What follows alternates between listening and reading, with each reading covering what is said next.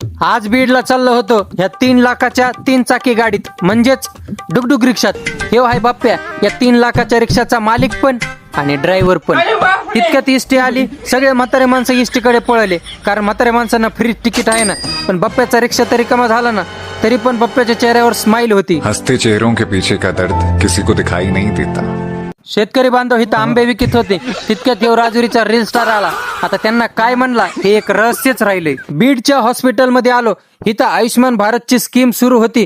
ह्याच्यामध्ये 5 लाखापर्यंत मोफत उपचार, पण ह्याच्यामध्ये काही ठराविकच ऑपरेशन करतात. काही हॉस्पिटलनी ह्या स्कीमचा लय गैरफायदा घेतल्यामुळे बऱ्याच हॉस्पिटलमध्ये ही स्कीम बंद आहे. याच हॉस्पिटलमध्ये एका ग्लासला साखळीने बांधून बंदी करून ठेवलं होतं, म्हणून अजय शेटनी डायरेक्ट मुख्यमंत्र्याला कॉल केला.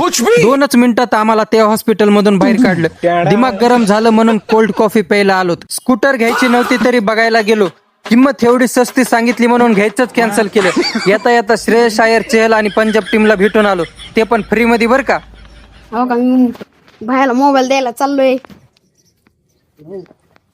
हा बघा, ह्या बघा, आमचा बहुत बहुत धन्यवाद.